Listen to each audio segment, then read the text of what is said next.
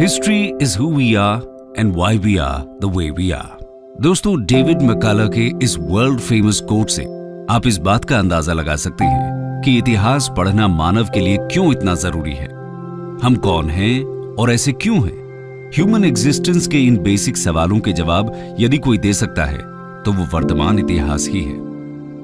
लेकिन मानव जाति के लंबे चौड़े इतिहास को बेहतर तरीके से समझने के लिए स्कॉलर्स द्वारा इस पूरी हिस्ट्री को अलग अलग टाइम पीरियड्स में बांट दिया गया है। लेकिन टाइम पीरियड्स का ये डिवीजन भी यूं ही रैंडमली नहीं हुआ है, बल्कि ह्यूमन हिस्ट्री को इस तरह से डिवाइड किया गया है कि हर पीरियड की शुरुआत किसी एक ऐसे मेजर इवेंट के साथ होती है जो अपने पहले वाले के कंपैरिजन में एक रेवोल्यूशनरी चेंज लेकर आता है और ये फ्यूचर को हमेशा हमेशा के लिए बदल कर रख देता है। मॉडर्न हिस्ट्री यानी आधुनिक इतिहास की शुरुआत भी कुछ ऐसे ही हुई। मॉडर्न एरा के जन्म में वाइड रेंजिंग इंटेलेक्चुअल, पॉलिटिकल और इकोनॉमिक चेंजेस ने अहम भूमिका निभाई है। लेकिन ये सारे बदलाव केवल एक ही दिन में नहीं हुए, बल्कि इसको मुमकिन करने में मानव जाति की कई 100 सालों की मेहनत और इनोवेशन लग गई। ये मुख्य तौर से प्री मॉडर्न एरा में हुआ, जो कि 15th से 18th सेंचुरीज तक चला। अब यहां सवाल यह है कि आखिर मॉडर्न एरा का उदय कैसे हुआ? प्री मॉडर्न एजेस या मिडिल एजेस में कौन से ऐसे डेवलपमेंट्स हुए जिन्होंने इस ट्रांसफॉर्मेशन को जन्म दिया?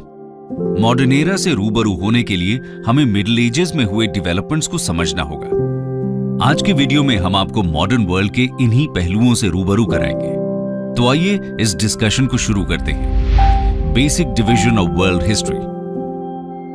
दोस्तों, आइए सबसे पहले हम इतिहास के एक बेसिक डिवीजन को समझते हैं। कन्वीनियंस के लिए हमारी दुनिया के इतिहास को 3 कन्वेंशनल पीरियड्स में डिवाइड किया गया है। पहला है एंशिएंट, दूसरा मिडीवल और तीसरा मॉडर्न। एंशिएंट एरा मानव इतिहास का सदियों पुराना वो टाइम स्पैन है जब फर्स्ट नोन ह्यूमन सेटलमेंट्स ने जन्म लेना शुरू ही किया था। इस पीरियड की शुरुआत लगभग 5000 से 3000 बीसी के आसपास हुई और ये 650 एडी तक कंटिन्यूड रहा। इस दौरान मुख्य तौर पर ब्रॉन्ज और आयरन का यूज करके ह्यूमन एस्टैब्लिशमेंट्स को सेटल किया गया, जिन्होंने इवेंचुअली बड़े बड़े एम्पायर्स के एस्टैब्लिशमेंट्स को एड किया। उदाहरण के तौर पर इस पीरियड में ग्रीक किंगडम्स का उदय हुआ, नए नए ट्रेड रूट्स की खोज की गई। इसी दौरान भारत में इंडस वैली सिविलाइजेशन का राइज और डिक्लाइन भी देखने को मिला। यही नहीं, दुनिया के बहुत से रिलीजन्स जैसे हिंदुइज्म, बुद्धिज्म, जैनिज्म, क्रिश्चियनिटी, जूइज्म इत्यादि की नींव भी इसी दौरान पड़ी। जबकि इस दौर का अंत यूरोप के रोमन एम्पायर, चाइना के हान एम्पायर और भारतवर्ष के गुप्ता एम्पायर के डिक्लाइन के साथ लगभग 650 एडी के आसपास हुआ। इसके बाद शुरुआत होती है मिडिल एजेस की। तो चलिए अब हम संक्षिप्त में उसको भी समझ लेते हैं। Medieval history, laying foundation of modern world. Medieval history को हम अक्सर पोस्ट क्लासिकल या मिडिल एजेस के नाम से भी जानते हैं। ये लगभग 5th सेंचुरी से शुरू होकर 14th से 15th सेंचुरी तक चला, यानी ये हिस्टोरिक डिवीजन करीब 1000 साल लंबा रहा। लेकिन मिडीवल हिस्ट्री ने एंशिएंट और मॉडर्न वर्ल्ड के बीच के एक ब्रिज की तरह काम किया, जो शुरू तो अंधकार से हुआ था, लेकिन इसी ने यूरोप के साथ साथ समूचे विश्व को पुनर्जागृत करने की राह भी बनाई। अब आप पूछेंगे कि वो कैसे? तो चलिए अब हम इसे थोड़ा विस्तार से समझ लेते हैं। दोस्तों, 5th से 6th सेंचुरी में हुए वेस्टर्न रोमन एम्पायर के पतन के बाद से लेकर लगभग 13th से 14th सेंचुरी तक यूरोप का समाज बहुत सी कुरीतियों, धर्म पर आधारित कट्टर आडंबरों और फ्यूडलिज्म की राजनीतिक उथल पुथल के मकड़जाल में उलझा हुआ था, जिसके चलते इस दौरान विज्ञान, सांस्कृतिक और व्यक्तिगत स्वतंत्रता यानी इंडिविजुअल इंडिपेंडेंस का ऐसा डिप्रिसिएशन हुआ कि इसे इतिहास के पन्नों में डार्क एजेस का नाम दे दिया गया। लेकिन जिस तरह से हर रात के बाद सुबह का उजाला कुछ धीरे धीरे फैलना शुरू करता है, ठीक उसी तरह से 12th और 14th सेंचुरी आते आते इस अंधकार युग के अंत की एक धीमी शुरुआत हो चुकी थी। क्योंकि इस दौरान अभी तक आइसोलेटेड रहे यूरोपियन कंट्रीज के आउटर वर्ल्ड और खासतौर पर अरब देशों से व्यापारिक संबंध बढ़ने लगे, जिससे एक ओर यूरोप में आर्थिक समृद्धि बढ़ने लगी तो वहीं दूसरी ओर सोसाइटी की सोच का दायरा भी बढ़ा और आगे जाकर इसी इकोनॉमिक प्रॉस्पेरिटी और ब्रॉडनिंग विजन ने यूरोप में फ्यूडलिज्म के पुराने तंत्र को तोड़कर ह्यूमनिज्म की सोच को जन्म दिया, जिसका एकमात्र ध्येय था ह्यूमन डेवलपमेंट एंड वेलबींग। क्योंकि अब तक जो यूरोप कुएं का मेंढक बना हुआ था, वो अब अपने कुएं से बाहर झांकने लगा था। यूरोप के इसी इंटेलेक्चुअल अवेकनिंग को रेनेसांस या पुनर्जागरण भी कहते हैं। इसके बारे में हम आगे अपने वीडियोस में और भी विस्तार से बात करेंगे। वहीं अगर हम आगे बढ़ें तो हम पाएंगे कि इसी दौरान यूरोप में इंटेलेक्चुअल और आर्टिस्टिक मूवमेंट्स ने लर्निंग की एक नई वेव क्रिएट कर दी। लर्निंग की इस नई वेव को स्कॉलर्स स्कॉलस्टिसिज्म कहते हैं। यहां हम आपकी जानकारी के लिए बता दें कि स्कॉलस्टिसिज्म एक ऐसी शिक्षण पद्धति है जिसमें नए कॉन्सेप्ट्स और थियरीज पर वर्बल डिबेट्स और तरजीह यानी प्रायोरिटी दी जाती है। यहां किसी भी चीज को एब्सोल्यूट ट्रूथ नहीं माना जाता, बल्कि हर कॉन्सेप्ट और हर सो कॉल्ड यूनिवर्सल ट्रूथ को रीजनिंग और इंटेलेक्ट के चश्मे लगाकर अलग अलग नजरिए से देखने का प्रयास किया जाता है। नतीजा साफ था, अब चर्च द्वारा कही जा रही बातों और आम जनता में प्रसार किए जा रहे उपदेशों को भी रीजनिंग और ह्यूमन इंटेलेक्ट की कसौटी पर परखा जाने लगा। और यहीं से चर्च और धार्मिक कट्टरपंथ के साथ साथ फ्यूडलिज्म का ह्यूमनिज्म से टकराव शुरू हो गया। जैसे जैसे नए आइडियाज और साइंटिफिक टेम्परामेंट का प्रसार हो रहा था, लोगों के बीच नॉलेज की भूख बढ़ती जा रही थी। साथ ही यूरोप में प्रोड्यूस हो रही नई नई चीजों के लिए नए मार्केट्स की तलाश भी जोरों पर थी।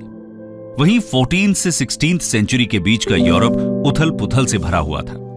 जहां 1337 से 1453 तक इंग्लैंड और फ्रांस के बीच 100 इयर्स वॉर लड़ी गई, तो वहीं दूसरी ओर 1348 में ब्लैक डेथ नामक प्लेग फैल गया, जिसमें लाखों लोगों की मौत हुई। वहीं इसी सब के बीच 1453 में जब कॉन्स्टेंटिनोपल ऑटोमन टर्क एम्पायर के हाथों में चला गया, तो इसने मॉडर्न एरा के जन्म में एक ट्रिगर का काम किया। क्योंकि अब इन बदली परिस्थितियों में वेस्टर्न यूरोपियंस को अपने ट्रेड के लिए नए सी ट्रेड रूट्स को डिस्कवर करने की जरूरत आन पड़ी। नतीजा यह हुआ कि 15th सेंचुरी खत्म होते होते यूरोप के अलग अलग देशों से कई सी एक्सपीडिशंस शुरू किए गए, जिसके चलते 1492 में कोलंबस ने जो सफर इंडिया के लिए शुरू किया था, वो उन्हें गलती से न्यूली फाउंड लैंड अमेरिका ले गया। तो वहीं दूसरी ओर 1498 में वास्को ड गामा अफ्रीका का चक्कर लगाकर इंडिया पहुंच गए, जिसके बाद दुनिया भर में यूरोपियन कॉन्क्वेस्ट, इंपीरियलिज्म और कोलोनियलिज्म का ऐसा दौर शुरू हुआ जिसने पूरी दुनिया को बदल कर रख दिया। और लगभग यहीं से मॉडर्न वर्ल्ड की शुरुआत हो गई। हालांकि इतिहास के पन्नों को तारीखों से बांटना आसान नहीं है, इसीलिए जैसे दिन और रात के बीच ये अंतर बता पाना कि किस समय से रात खत्म हुई और किस समय पर दिन शुरू, थोड़ा मुश्किल हो जाता है। ठीक उसी तरह मिडीवल एजेस कहां खत्म हुई और मॉडर्न वर्ल्ड कहां शुरू, ये अंतर ठीक ठीक बता पाना थोड़ा मुश्किल है। कुछ स्कॉलर्स कहते हैं कि कॉन्स्टेंटिनोपल के फॉल को ही मॉडर्न वर्ल्ड की शुरुआत माना जाना चाहिए, तो कुछ का मानना है कि यूरोप में अंधकार युग की समाप्ति और रेनेसांस की शुरुआत को ही मॉडर्न वर्ल्ड का पहला पड़ाव माना जाना चाहिए, जबकि कुछ इससे अलग अमेरिका की खोज या यूरोप में रेनेसांस के फलस्वरूप आई इंडस्ट्रियलाइजेशन को मॉडर्न वर्ल्ड की शुरुआत मानते हैं। पर अगर हम ह्यूमन हिस्ट्री की तुलना एक नदी के प्रवाह से करें, तो हम पाएंगे कि इसका डिवीजन चाहे जैसे कर लिया जाए, लेकिन फिर भी एक अटल सत्य यह है कि ये हमेशा एक ही दिशा में आगे बढ़ती है। तो चलिए अब हम भी इस विवाद में पड़ने के बजाय कुछ ऐसे कॉन्सेप्ट्स के बारे में विस्तार से चर्चा करते हैं जिन्होंने आगे आने वाले मॉडर्न वर्ल्ड की नींव रखने में अहम भूमिका निभाई। रेनेसांस। दोस्तों, 5th सेंचुरी सीई में वेस्टर्न रोमन एम्पायर के फॉल के बाद यहां के ग्रीक और रोमन लर्निंग सेंटर्स और स्कॉलर्स बिजेंटाइन एम्पायर का पार्ट हो चुके थे, जिसके बाद बिजेंटाइन एम्पायर, जिसे ईस्टर्न रोमन एम्पायर के नाम से भी जाना जाता है, उसने इन क्लासिकल एंटिक्विटी कल्चर्स को सदियों तक अपने संरक्षण में प्रिजर्व रखा, जबकि इसके उलट वेस्टर्न यूरोप किसी भी तरह के साइंटिफिक एडवांसमेंट के अभाव में कुछ सदियों के लिए डार्क एजेस में गुम हो गया। वहीं लगभग 14th सेंचुरी से लेकर 17th सेंचुरी तक यूरोप में ऐसा कल्चरल चेंज फैला जिसे कालांतर में हिस्टोरियंस रेनेसांस कहकर बुलाने लगे। यहां हम आपकी जानकारी के लिए बता दें कि रेनेसांस का लिटरल मीनिंग है रीबर्थ, और इसी ने यूरोप को डार्क एजेस के अंधकार से निकालने का काम किया। अब आप पूछेंगे कि आखिर रेनेसांस में ऐसा भी क्या हुआ जिसने न केवल यूरोप को पुनर्जागृत कर दिया, बल्कि इसने मानव जाति के इतिहास को भी हमेशा के लिए बदल कर रख दिया। तो चलिए हम इस कहानी को भी शुरू से शुरू करते हैं। दोस्तों 1095 से लेकर 1295 तक क्रिश्चियनिटी और टर्किश इस्लामिक फॉलोअर्स के बीच एक धर्म युद्ध छिड़ा हुआ था, जहां दोनों ओर से होली प्लेस जेरूसलम को कैप्चर करने के लिए प्रयास जारी थे। हिस्टोरियंस क्रिश्चियनिटी और इस्लाम के फॉलोअर्स के बीच छिड़े इस धर्म युद्ध को ही क्रूसेड्स कहते हैं। ये वो पहला मौका था जब डार्क एज में फंसी यूरोपियन सोसाइटी का इतने मास स्केल पर किसी अन्य सभ्यता से संपर्क हो रहा था, जिससे नए नए विचारों का आदान प्रदान भी होने लगा था, जिसमें न केवल रिलीजियस बल्कि साइंटिफिक और फिलोसॉफिकल नॉलेज का भी आदान प्रदान हुआ। उदाहरण के लिए इन क्रूसेड्स की वजह से यूरोपियंस का इंट्रोडक्शन मिडिल ईस्टर्न सिविलाइजेशन की मैथमेटिशियंस और मैथमेटिकल नॉलेज से हुआ, जो उस समय कहीं ज्यादा एडवांस्ड और टेक्निकल थी। ऐसे में इन क्रूसेड्स को भी यूरोपियन रेनेसांस का एक मीडियम माना जाता है, जो शुरू तो रिलीजियस एस्पेक्ट से हुई थी, लेकिन इन क्रूसेड्स के यूरोपियन सोसाइटी पर मल्टी डिमेंशनल इफेक्ट्स देखने को मिले। वहीं जब 1453 में ऑटोमन टर्क साम्राज्य ने कॉन्स्टेंटिनोपल को कैप्चर किया, तो बिजेंटाइन ग्रीक स्कॉलर्स और आर्टिस्ट्स को यहां से रोम माइग्रेट होना पड़ा, क्योंकि एक बार फिर दो अलग अलग संस्कृतियों का टकराव अपने चरम पर पहुंच चुका था, और ऐसी कंडीशंस में इन स्कॉलर्स और आर्टिस्ट्स को इटली से बेहतर शरण कहीं और नहीं मिल सकती थी। ऐसा इसलिए भी था क्योंकि इस समय तक वर्ल्ड बिजनेस में अपनी सेंट्रल पोजीशन की वजह से इटली के कुछ पोर्ट सिटीज जैसे वेनिस, फ्लोरेंस इत्यादि एक सिटी स्टेट की तरह दुनिया के सबसे समृद्ध शहरों में से एक बन चुके थे। ये शहर बाकी यूरोप की तरह न तो किसी इंटरस्टेट वॉर में उलझे हुए थे और न ही रोमन कैथोलिक चर्च की डोमिनेंस में। ऐसे में यहाँ के रिच मर्चेंट्स ने इन ग्रीक रोमन स्कॉलर्स को पेट्रनेज देने का काम किया। ऐसा इसलिए भी था क्योंकि इस समय तक बाकी यूरोप से अलग थलग हो चुका इटली अपनी रोमन ग्रीक सिविलाइजेशन की जड़ों में अपना स्वर्णिम इतिहास तलाश करने की कोशिश कर रहा था, जिस पर वो गर्व कर सके। ऐसे में इन इटालियन सिटी स्टेट के रिच मर्चेंट से मिले इसी पेट्रनेज ने आर्ट, पेंटिंग, आर्किटेक्चर और लिटरेचर जैसे फील्ड्स में ऐसा कमाल दिखाया कि इसने आगे जाकर समूचे यूरोप को जागृत करने का काम कर दिया। ऐसे में इटली के रिच मर्चेंट्स ने और बेहतर आर्ट, आर्किटेक्चर, साइंटिफिक इनोवेशंस और लिटरेचर को प्रोड्यूस करने के लिए पानी की तरह पैसा बहाया, जिसके चलते देखते ही देखते इटली ह्यूमन एंडेवर और एफर्ट्स का जीता जागता उदाहरण बन गया। हालांकि ये बात सही है कि इटली से शुरू हुआ ये रेनेसांस पहले ग्रीक और रोमन स्क्रिप्चर्स और लिटरेचर से ही इंस्पिरेशन लेता था, लेकिन धीरे धीरे इसमें नए विचारों का भी उत्थान शुरू हुआ, जिसके चलते 14th-15th सेंचुरी आते आते इस पूरे रेनेसांस की नींव कही जाने वाले ह्यूमनिज्म की फिलॉसफी भी फोरफ्रंट पर आ चुकी थी। यहां हम आपकी जानकारी के लिए बता दें कि ह्यूमनिज्म में लेटर लाइफ, डिविनिटी या गॉडली अफेयर्स के बजाय ह्यूमन सेंट्रिक लाइफ को तरजीह यानी प्रायोरिटी दी जाती है, जिसमें धर्म के बजाय कर्म को इंपॉर्टेंस दी जाने लगी और ह्यूमन को उसके यूनिवर्स का सेंटर मानते हुए एजुकेशन, क्लासिकल आर्ट्स, लिटरेचर और साइंस जैसे डाइवर्स फील्ड्स में ह्यूमन अचीवमेंट्स को अप्रिशिएट किया जाने लगा। ऐसे में थियोलॉजी और सुपरस्टिशन की जगह रैशनल थिंकिंग ने ले ली। हेवन और हेल की एनालॉजी के बजाय अब ह्यूमन सॉरो, जॉय और लाइफ को जीवन का आधार माना जाने लगा। यही कारण है कि इस दौर के विख्यात पेंटर्स जैसे डाविंची, मिकेलैंजेलो और राफाएल ने भी चर्चेस और थियोलॉजी की पेंटिंग्स के बजाय न केवल ह्यूमन सब्जेक्ट्स को पेंट किया, बल्कि जीसस और मदर मैरी को भी ह्यूमन फॉर्म में ही डिपिक्ट किया। वहीं लियोनार्डो डा विंची के आर्किटेक्चर में भी ह्यूमनिज्म की छाप देखने को मिली। यही नहीं, ये रेनेसांस ही था जिसने लिटरेचर को एंशिएंट लैटिन, जो उस समय एलिटिस्ट या लैंग्वेज ऑफ द चर्च मानी जाती थी, उसके बजाय लोकल यूरोपियन लैंग्वेजेस में डेवलप करने का काम किया। उदाहरण के लिए 13th सेंचुरी में डांटे ने अपनी द डिवाइन कॉमेडी इटालियन में लिखी, जिसके बाद मैकियावेली ने द प्रिंस, पेट्रार्क ने लव सॉनेट्स भी लोकल वर्नाक्युलर्स में ही लिखे। लेकिन इसमें असल क्रांति तब आई जब मिड 15th सेंचुरी में जॉन गुटेनबर्ग ने प्रिंटिंग प्रेस को इजाद कर लिया, जिससे अब जनसाधारण के बीच भी एजुकेशन और इस न्यू थिंकिंग का प्रसार करना आसान हो गया। वहीं दूसरी ओर आर्ट एंड कल्चर से अलग इस दौरान क्रिटिकल थिंकिंग और साइंटिफिक टेम्परामेंट को भी बढ़ावा दिया गया। कहा जाता है कि 13th सेंचुरी में रॉजर बेकन ने ही मॉडर्न साइंस और खासतौर पर एक्सपेरिमेंटल मेथड्स की नींव रखी थी, जिसके बाद Galileo, Nicolaus Copernicus, John Kepler जैसे साइंस एंथुसियास्ट्स ने ऐसी ग्राउंड ब्रेकिंग साइंटिफिक स्टडीज दुनिया के सामने रखी जिन्होंने चर्च की एज ओल्ड मान्यताओं को भी झकझोर कर रख दिया। इस तरह जो ह्यूमनिज्म की वेव इटली से शुरू हुई थी वो धीरे धीरे पूरे यूरोप में फैल गई, जिसके चलते आगे जाकर पूरे यूरोप में एक तरह का इंटर कॉम्पिटिशन छिड़ गया, जहां एक दूसरे से ज्यादा इकोनॉमिकली प्रॉस्पर होने के साथ साथ कंपटीशन ये भी था कि कौन दूसरों को पछाड़कर एक बेहतर आर्ट, लिटरेचर या साइंटिफिक एडवांसमेंट की नई इबारत लिखता है। मॉडर्न वर्ल्ड में आने वाला एनलाइटनमेंट और इंडस्ट्रियल रेवोल्यूशन का फेज इसी रेनेसांस का ही एक आफ्टर इफेक्ट था, जिसने आगे जाकर सारी दुनिया बदल दी। लेकिन इस रेनेसांस के बीच एक ऑफशूट रिलीजियस अवेकनिंग और चेंज साथ साथ ही चल रहा था, जिसने यूरोपियन सोसाइटी और यहाँ के रिलीजन को रिफॉर्म करने में एक अहम भूमिका निभाई। और यही कारण है कि इस मूवमेंट को भी कहीं ना कहीं रेनेसांस के पूरक के रूप में देखा जाता है, जिसने यूरोपियन सोसाइटी का केंद्र बिंदु ऑर्थोडॉक्स रिलीजन से हटाकर ह्यूमन सेंट्रिक बना दिया। तो चलिए अब हम इस मूवमेंट के बारे में भी जान लेते हैं। रेफॉर्मेशन।